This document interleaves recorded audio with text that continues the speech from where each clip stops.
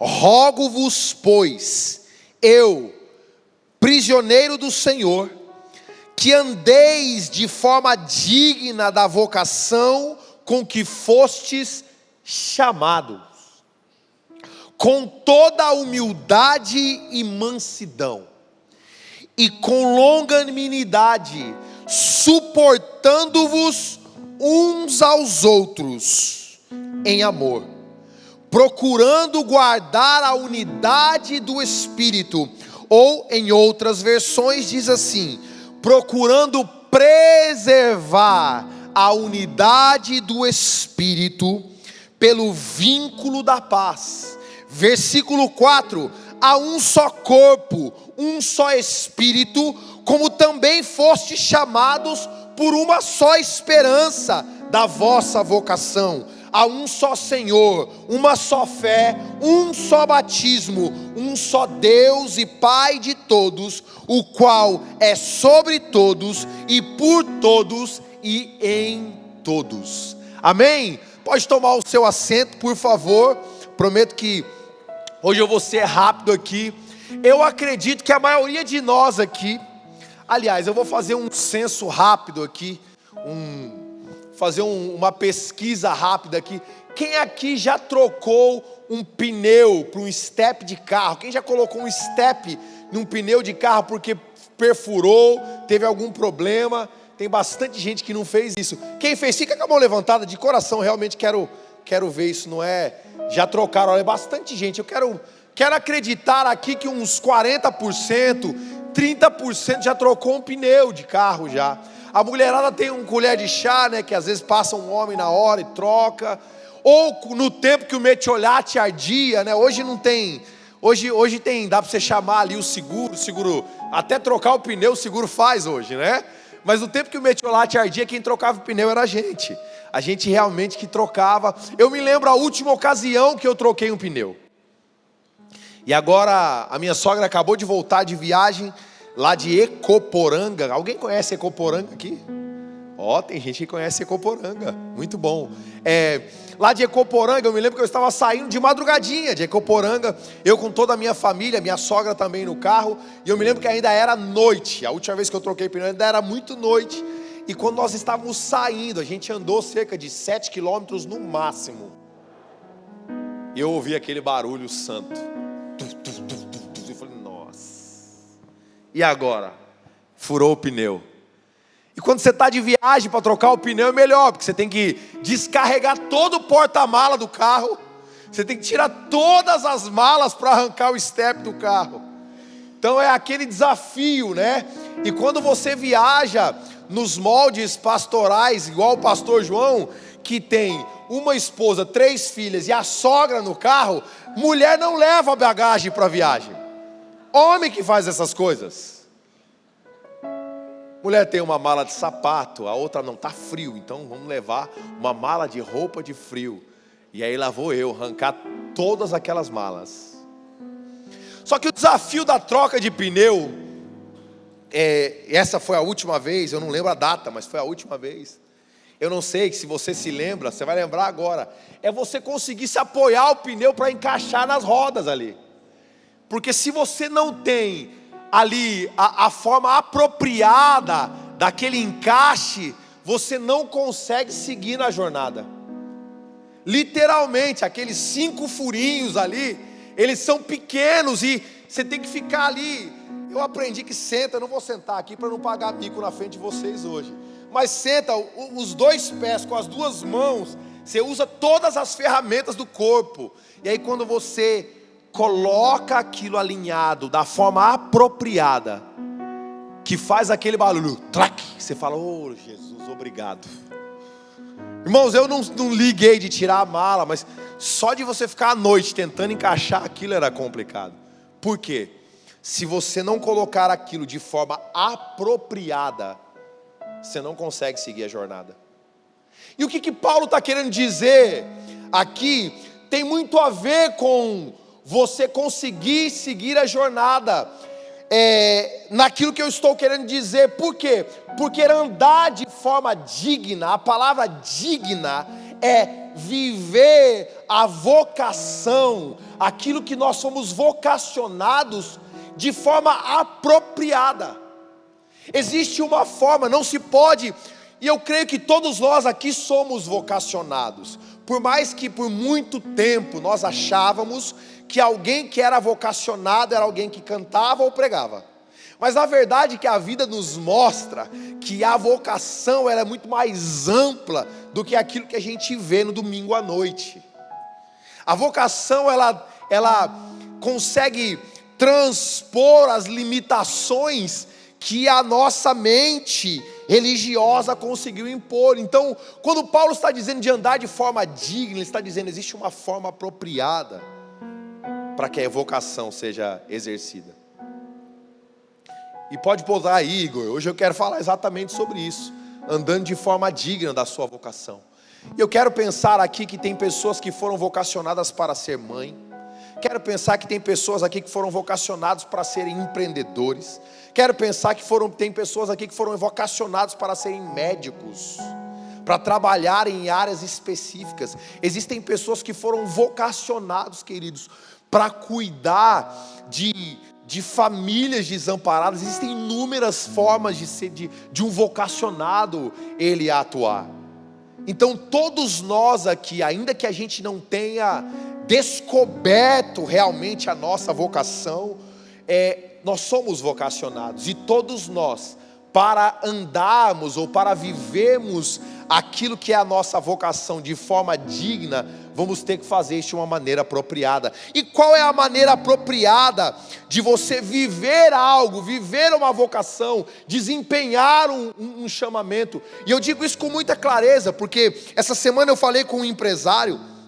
Nós estávamos conversando, esse camarada ele é multimilionário, e a gente estava conversando sobre um auxílio que nós precisávamos dar para alguém, e esse auxílio não era um auxílio qualquer, era um auxílio de uma casa, ou seja, não é você doar uma cesta básica, é você dar uma casa.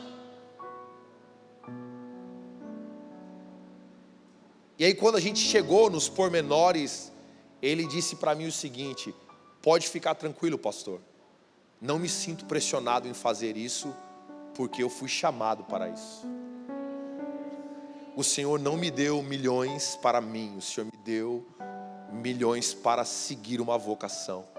E aquilo me impressionou, aquilo arrancou fôlego na hora, porque eu disse: peraí, cara, eu estava mais apreensivo para falar com o cara sobre o assunto do que ele ficou para desenvolver a sua função. Agora, o que isso mostra sobre ele, talvez, ou sobre todo vocacionado, é que a Bíblia é clara que a forma apropriada dos vocacionados agirem todo vocacionado vai ter uma virtude estampada. Todos os vocacionados serão pessoas humildes. Difícil de dizer um amém agora, né? Vou dar mais uma chance para processo. Todo vocacionado será uma pessoa humilde, independente de qual seja a sua vocação. A palavra de Deus é clara, a regra é clara, meu irmão. Eu rogo-vos como prisioneiro do Senhor, que andais de forma digna da vossa vocação, com toda a humildade e mansidão. Na verdade, a humildade é uma das questões que, se nós formos aqui honestos, é um dos princípios que vai ser útil para toda uma vida. Ser humilde aqui é algo que, se nós entendermos, vai ajudar, vai auxiliar na nossa caminhada como um todo. Porque o mundo que nós vivemos, com muita sutileza, mas de forma ampla, tem tentado levar as pessoas para um caminho que os aparta da humildade. Por exemplo, vamos lá. Toda a tendência do mundo tecnológico, que eu já nem sei se é o mundo pós-moderno, nos meus estudos a gente já está entrando, que nós já estamos chegando na fase pós-cristã. com todo o efeito tecnológico, o que a gente mais vê são pessoas tentando esboçar algo que elas não são, porque é uma tendência. Então eu me endivido para mostrar para um outro, eu entro em um endividamento para mostrar para o outro que eu consegui vencer algo que nem eu sei o que era.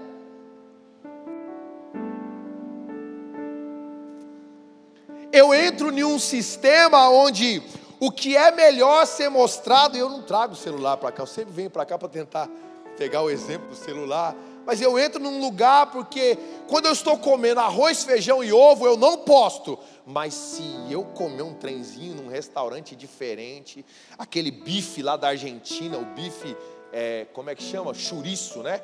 Eu comi lá, pá, você mete bronca e fala, o bife chouriço.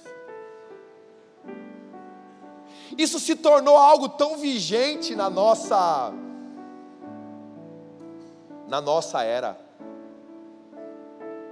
que familiares entram em dívidas sem fim para mostrar para o pai ou para o irmão que eles venceram de alguma forma.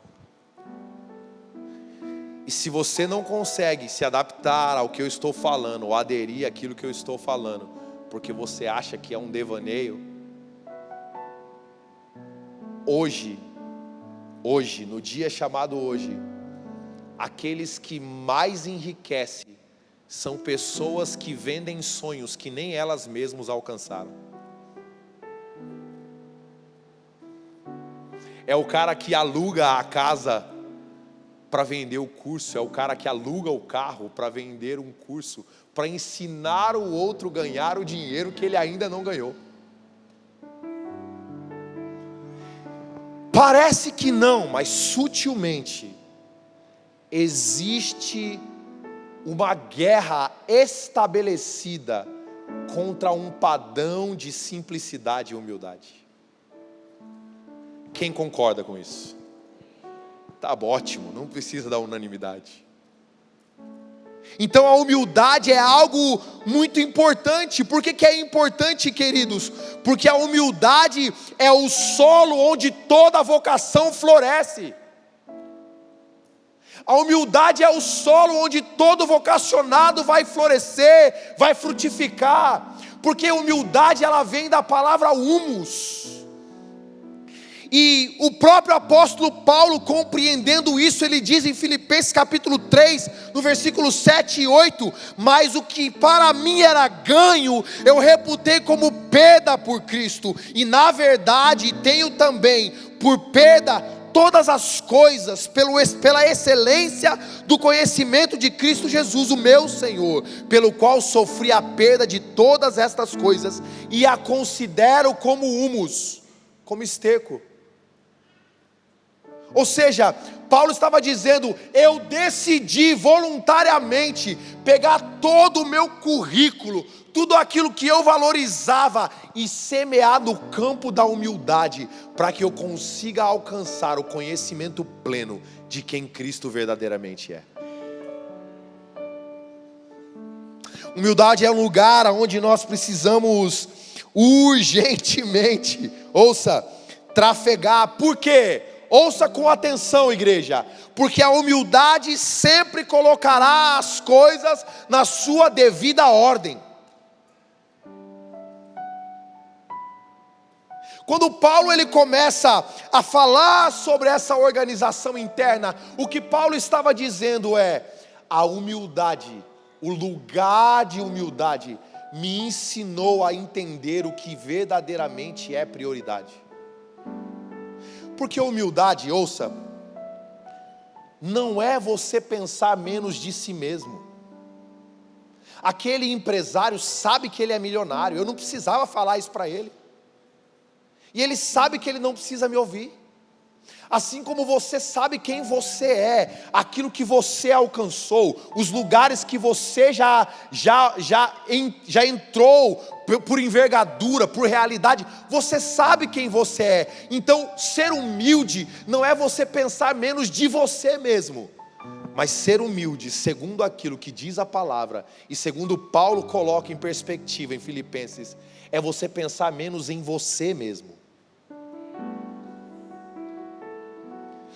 Todo vocacionado que trabalha de forma apropriada, de forma digna da sua vocação, uma das coisas que você vai ver, igreja, preste atenção, por favor, porque nos últimos dias, muita gente vai ter aparência de piedade, mas negou a fé. Quando você encontrar pessoas vocacionadas, a marca apropriada de um vocacionado ele é humilde, ele não pensa nele mesmo. Existe priorização dentro do coração dessa pessoa.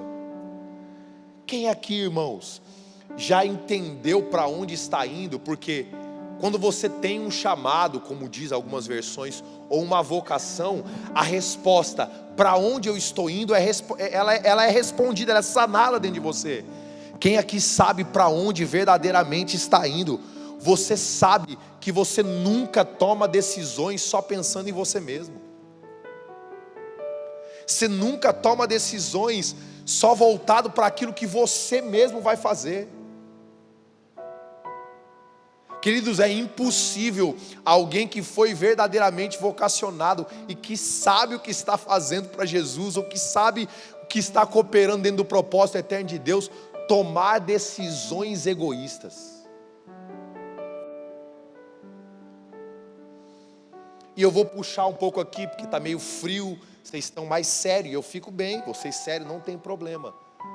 O vocacionado que começa a colocar o que é andar de forma digna, o que é andar de forma apropriada, ele começa assim: eu rogo-vos, eu, prisioneiro do Senhor. Sabe o que o Espírito Santo bradou no meu coração? Todo vocacionado já entendeu que ele é um prisioneiro. Mesmo sendo livre, se tornou escravo de todos. Se tornou escravo de orelha furada. Já não consegue simplesmente tomar decisões e ações aleatórias para o próximo passo, sem pensar no que aquilo vai reverberar, como aquilo vai ecoar no coração das pessoas.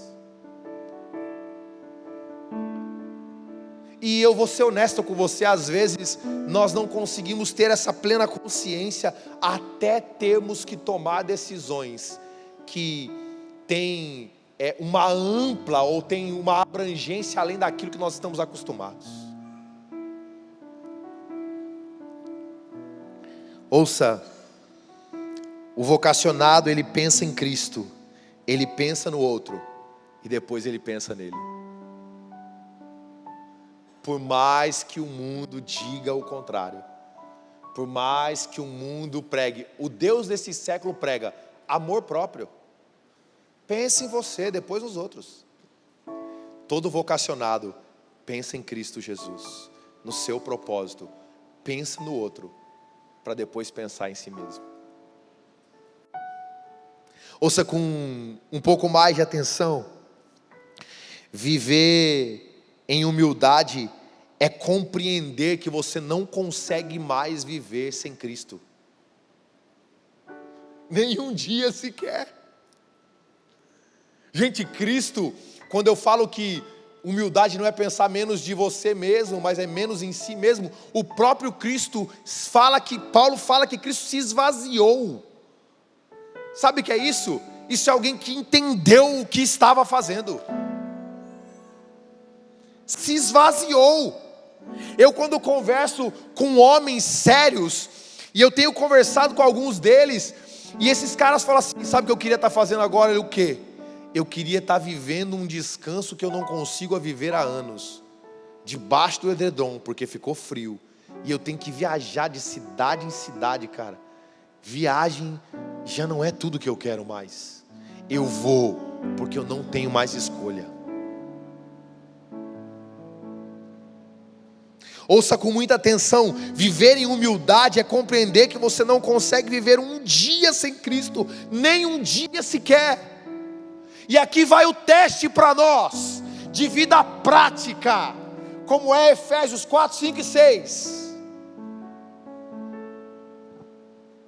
quantas vezes nós acordamos e tocamos as nossas tarefas diárias, sem abrir esse livro para ouvir o que Deus tem a dizer para nós, ou ainda mais, sem orar. Sabe o que nós estamos fazendo nesse dia? Nós estamos dizendo para Deus: eu consigo fazer sem você, eu sou capaz. Estamos nos tornando arrogantes, assim como a humildade do vocacionado, ouça com atenção, você não conseguir passar um dia sem se sujeitar ao que Deus tem a dizer a você. Eu já falei aqui, mas eu preciso repetir. Jesse Duplantis, eu não sei se ele está vivo ainda, mas aquele homem tocou a minha vida, um velhinho de Louisiana. O Caetano já passou por lá em Louisiana. Cara, esse camarada, ele que me ensinou sobre o jejum do noivo. E eu me lembro que ele, quando acordava, a primeira coisa que ele perguntava a Deus, Elaine, era: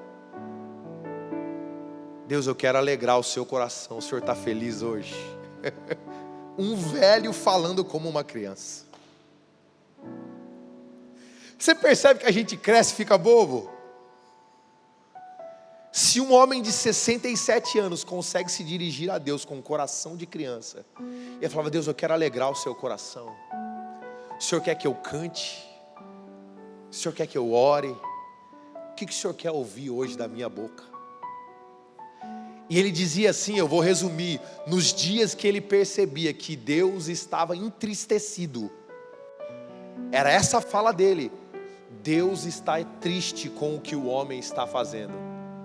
Ele ligava para a secretaria, Fábio, da igreja que ele pastoreava, uma igreja de mais de 6.000 membros, e ele dizia para a secretária: cancela todas as minhas agendas até segunda ordem, eu preciso alegrar o coração do meu pai.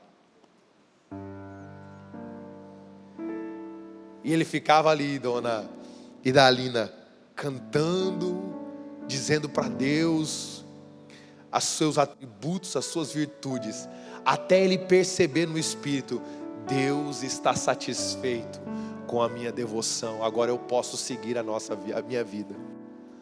Agora, quantos de nós, queridos, nos achamos tanto ao ponto de não recorrermos a Deus para um dia? Vocês percebem o que eu estou dizendo? Isso não é um peso, isso é uma realidade dos dias. Não tem como você viver um dia sem falar ou ouvir a Deus, se você entendeu a forma apropriada de desenvolver uma vida e um chamamento. Quem entendeu isso, diga amém. Agora olha que coisa interessante para nós acelerarmos aqui. Paulo vai de uma questão de caráter, porque humildade diz respeito a caráter, e ele cita dois termos ou duas perspectivas do fruto do Espírito. Ele fala sobre humildade, mansidão e longanimidade depois. Ou seja, ele vai sobre algo de caráter para algo do fruto do Espírito. Por quê? Porque caráter, como no caso da humildade, você pode aprender e pode adquirir. E para mim não deixar nada em falta nessa mensagem, humildade no que diz respeito ao caráter, todos nós podemos adquirir. E se você se relaciona com Deus, pode ter certeza, se você não conseguir adquirir por conta própria, Deus faz você adquirir. Deus é perito em ensinar humildade, e eu não vou nem dizer como. Então, humildade no que diz respeito a caráter, nós aprendemos, nós adquirimos. Agora, os aspectos que vêm pelo fruto do Espírito, só o Espírito pode dar. Percebe que andar de forma digna não é andar numa dualidade, mas é andar em uma dupla responsabilidade. É você fazer a tua parte, mas esperar que Deus também cumpra a dele em você. Não, eu preciso repetir isso aqui. Andar de forma apropriada da vocação é você entender que você não está isento da tua parte, mas você também depender para que Deus faça dele. Porque aqui diz que nós devemos andar de forma digna da vocação, é andar com toda a humildade e mansidão. Agora preste bastante atenção, por favor. Mansidão, ouça, igreja, mansidão não é sinônimo de fraqueza. Vou repetir isso aqui, isso é importante. Essa era também está nos enganando a respeito disso. E eu vou ser didático. Mansidão não é sinônimo de fraqueza. Quem está em casa, mansidão não é sinônimo de fraqueza. Pelo contrário, quanto mais forte, mais manso e humilde. Vou repetir, mansidão não é sinônimo de fraqueza. Pelo contrário, quanto mais forte, mais manso e humilde. Eu não sei se você se lembra, mas eu lembro de um grande homem que disse assim: aprendei de mim que sou manso e humilde de coração. Não sei quem falou isso, mas alguém falou isso, né? E esse homem não tinha nada de fraco, porque ele suportou o que você não consegue, o que eu não consigo, e ele não desistiu. Então, mansidão não é sinônimo de fraqueza. Mansidão, na verdade, quanto mais forte uma pessoa é, mais mansa e humilde. Ouça isso com atenção, porque o próprio Espírito de Deus comunicou isso ao meu coração. Mansidão é uma força sob controle, é alguém que tem personalidade forte, mas não se impõe, porque essa personalidade está sujeita ao Espírito e não assenhorada pela alma. Mansidão é força sobre controle. Por quê? Porque se você tem uma personalidade forte, essa personalidade, ela está sujeita ao fruto do Espírito, e não está assenhorada ou governada pela vossa alma. Vou citar um exemplo aqui, que desmonta aqueles que carecem de domínio próprio. Alguém aqui já viu um patrão enfurecido? Quem não levantou a mão é porque não quis. Mas quem já viu um patrão enfurecido? Agora, alguém aqui já viu um patrão enfurecido com aquela irmãzinha do coque? Ele vem, irmão. E o que acontece com aquela irmãzinha que é forte, mas tem a sua força controlada pelo Espírito? Por isso a docilidade do seu caráter faz com que ela pare diante daquela pessoa e fala: sim, Senhor, eu vou fazer como o Senhor está dizendo.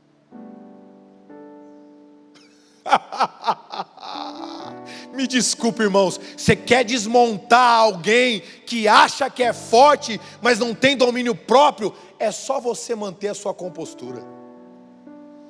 E depois que a pessoa falar de um monte de coisa, com um nível aqui em cima, você dizer: perfeitamente, não tem problema, eu posso corrigir isso.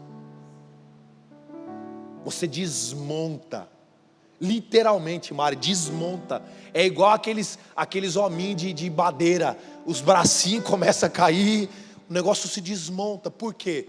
Ser manso não é ser fraco, pelo contrário, ser manso é ter uma força sob controle. Agora ouça com muita atenção.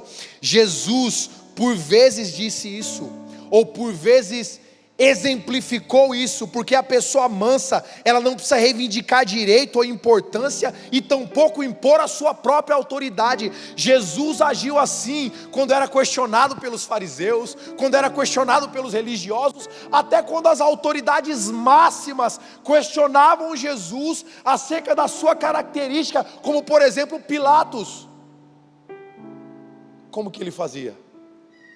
Quietinho, ele respondia: tu dizes. Deixa eu dizer para vocês algo, por favor, preste muita atenção. Jesus nos ensina que se você quiser dormir em paz, mas deixar algumas pessoas que tentam se passar de fortes, mas só estão impondo aquilo que elas acreditam ou acham ser autoridade, você vai deixar elas sem sono e você vai dormir tranquilo.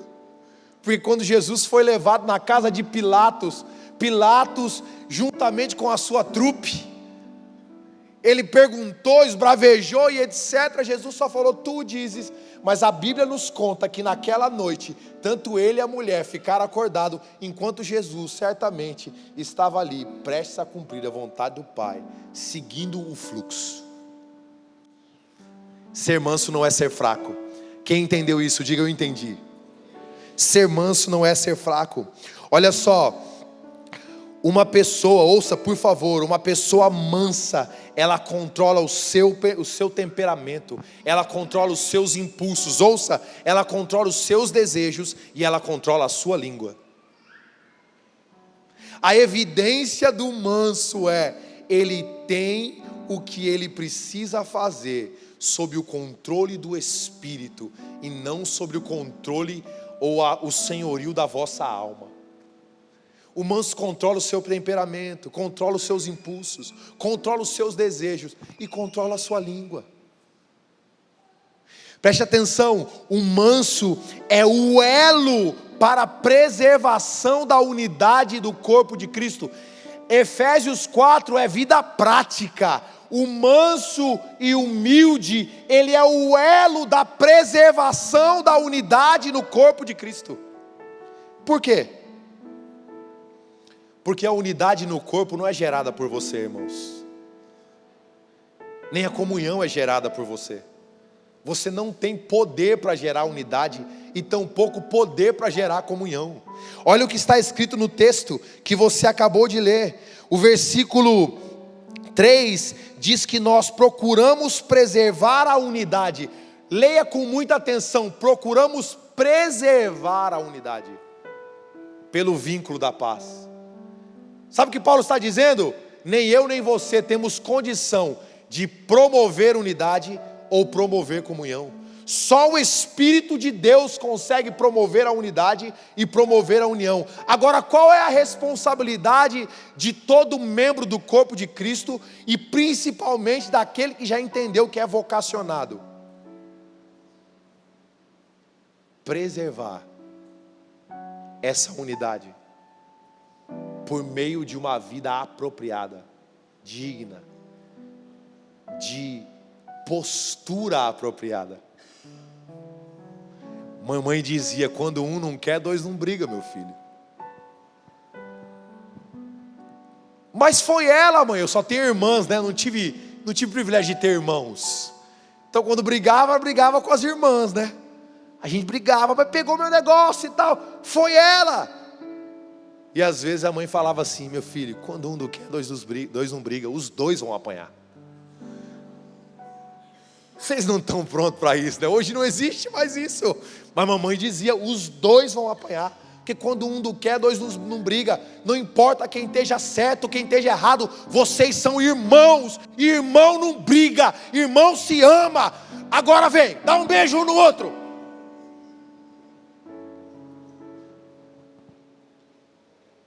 Queridos, deixa eu só descontrair porque está sério o assunto. Pessoas que têm essas características são um elo para a preservação da unidade. Isso porque a unidade não é gerada por nós. Nós somos responsáveis por preservar a unidade. E a unidade no corpo de Cristo, ouça, por mais que a gente só se reúne aqui no domingo, a unidade no corpo de Cristo não é algo mecânico, não é algo superficial, e nem é algo conveniente. Se você tenta gerar ou viver uma unidade que é mecânica, ela é externa, ela é superficial. E se você tenta viver uma unidade pelas conveniências que você pode ter com isso, quem perde só é você. Não, eu vou começar a ficar mais próximo da igreja, porque eu estou precisando vivenciar isso. Cara, isso é burrice. Me desculpa a palavra chula, mas isso é burrice. Não, eu preciso que o pastor faça isso, por isso eu vou em todos os cultos. Querido, você está vivendo as dinâmicas do Espírito de forma errada. Eu vou fazer de qualquer jeito. Se estiver dentro do meu alcance, dentro do meu chamamento, eu vou fazer. Não viva as características da unidade, da comunhão, de forma mecânica, conveniente ou superficial.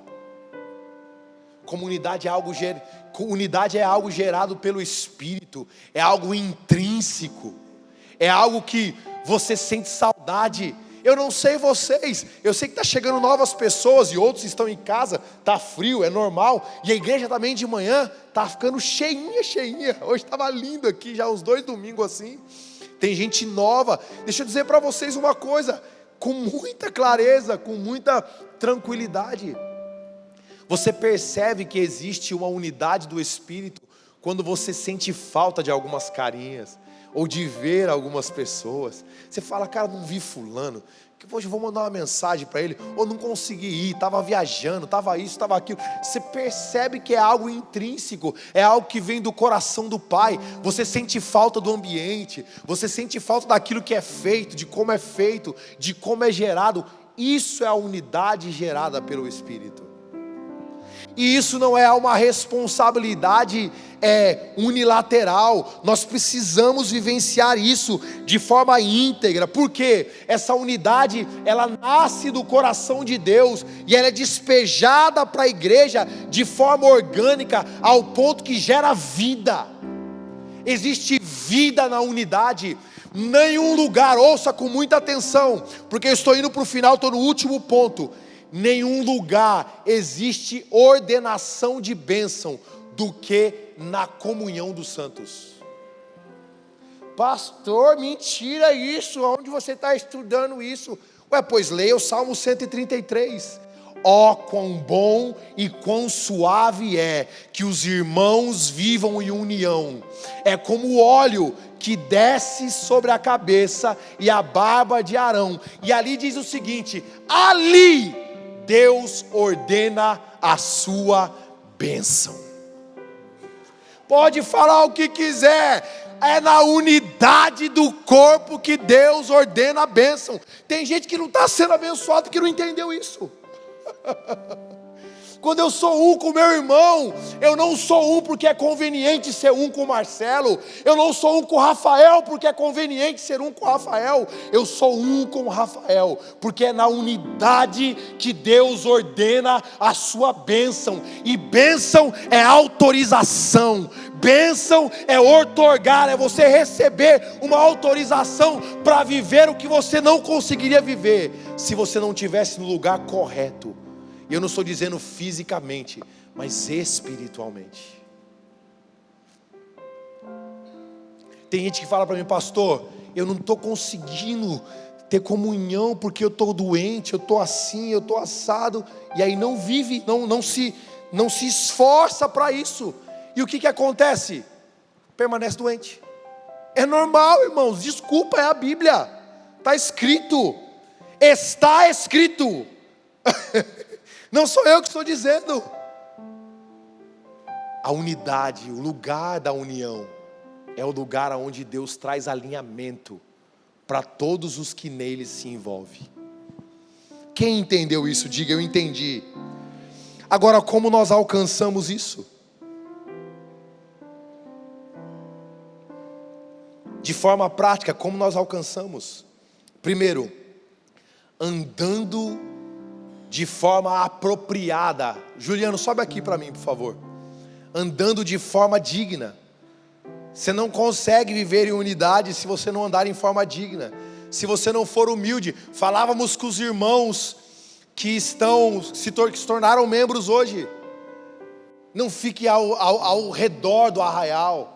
Por mais que vocês possam ter sofrido em outros lugares que você já veio, não fique ao redor, cara, se envolva. Vai ter problema? Vai ter problema. Vai ter problema. Mas se você é vocacionado, você tem humildade e mansidão para lidar com os problemas. você se abstém do seu ego, da sua vaidade, do seu direito de se achar certo, do seu direito de achar que se você tem razão, e você diz: eu preciso viver isso, porque é isso que Deus disse que dá certo. E além de você andar de forma digna na sua vocação, que é o elo para você preservar a unidade, a Bíblia ainda diz algo maravilhoso, e por isso eu chamei aqui o Juliano. Diz: depois de você ser humilde e você ser manso, suporte uns aos outros em amor. Na verdade não diz isso. Minha irmã não gosta disso, se ela estiver assistindo eu estou enrolado. Com toda longanimidade, é isso que a Bíblia diz. Suporte uns aos outros em amor. Queridos, longanimidade é o fruto do Espírito. Sabe o que significa longanimidade? Ânimo longo. Vou falar de novo, em alto e bom som, para você lembrar quando você pensar em dizer que você está desanimado. Longanimidade é ânimo longo. Então Deus está dizendo, com toda a longanimidade, para você preservar a unidade que já está fundamentada. Qual é o fundamento da unidade? Não tem duas igrejas, é uma só. Não tem dois senhores, é um só. Não tem dois espíritos, é um só. Não tem dois batismos, é um só. Você pode fugir daqui para colar, mas só tem uma igreja. Vai continuar sendo a mesma lá. Vai continuar sendo o mesmo Senhor, o mesmo Deus. O Pai de todos, sobre todos, por todos e em todos. E o que é suportar um ao outro em amor? Por vezes, Wanderson, eu entendia que suportar é tipo assim: que irmão nojento, não suporta esse irmão. Só suporto porque Deus manda suportar. Quem já pensou isso? Fala a verdade. Só suporto porque Deus mandou suportar. Mas não é isso que a Bíblia diz. A Bíblia não diz que suportar é você relevar o irmão, mesmo ele não sendo alguém que te agrade. Essa é a última fala minha. Suportar. Vira de costas, Juliano. Deita aqui no meu ombro. Pode deitar. Se inclina. Pode, manda. Suportar é dar suporte ao outro em amor. Suportar é quando ele não conseguir se sustentar pelas suas próprias forças, você ir embaixo e você suportar ele. Você dizer: eu te suporto, irmão, em amor. Porque vai chegar uma hora que talvez, você agora, Juliano, que talvez o Juliano precisa me suportar. Vou repetir isso, ficou engraçado, não ficou? Ei, eu suporto o Juliano, Ramon, em amor, porque certamente, Ramon, vai chegar uma hora que o Juliano vai ter que me suportar em amor. E isso não é obrigação do pastor, isso não é obrigação da pastora, isso não é obrigação dos líderes, isso é uma obrigação do corpo de Cristo, um dever de quem quer andar de forma digna da sua vocação, é suportar um ao outro em amor.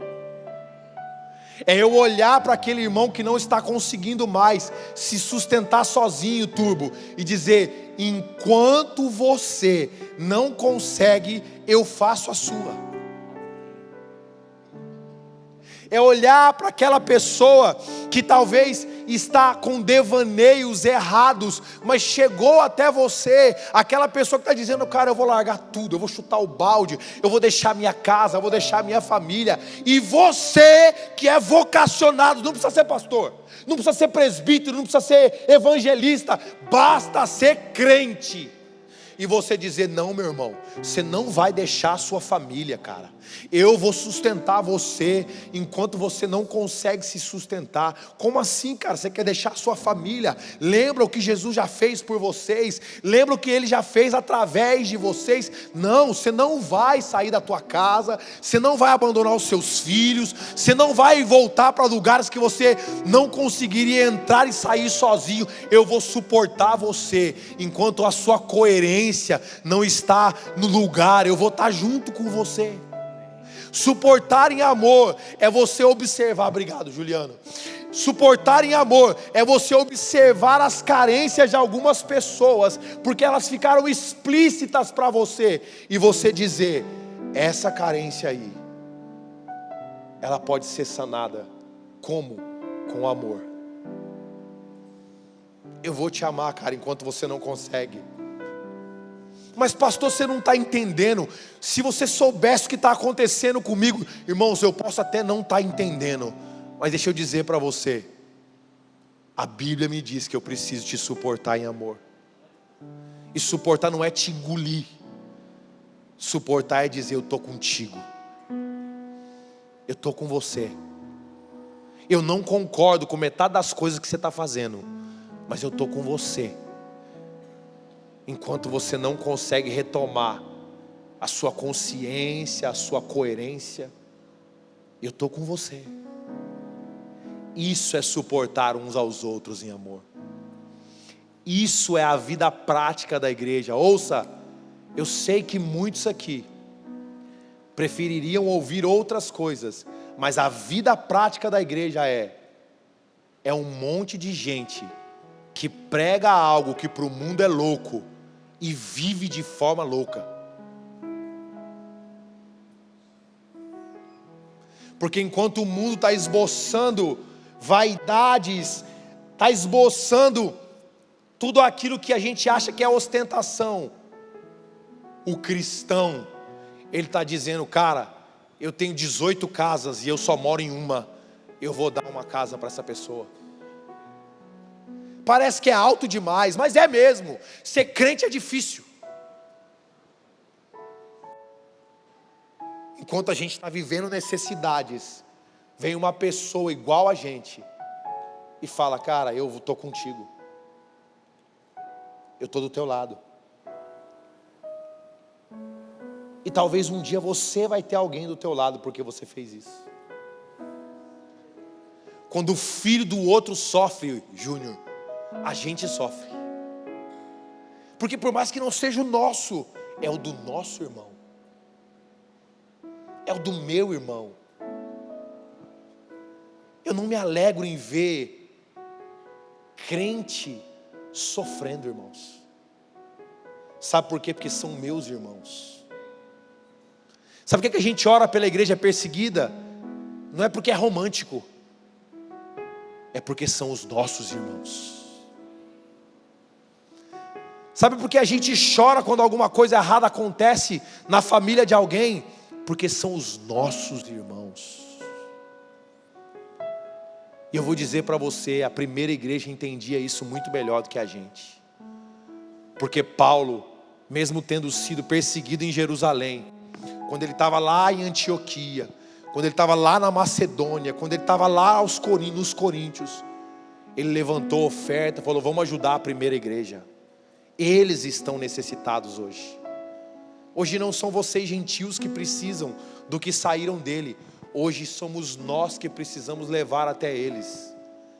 E quando chegaram lá, eles se importaram muito mais com o que era externo do que o que era interno.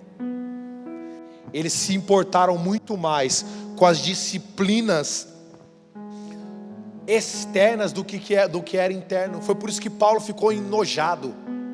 Ele falou: Pedro, o menino veio te trazer, Tito, te trazer oferta, porque tem um monte de judeu passando fome, e você está agora na frente dos seus conterrâneos, dizendo que ele tem que se circuncidar, quando na nossa frente você não disse a mesma coisa.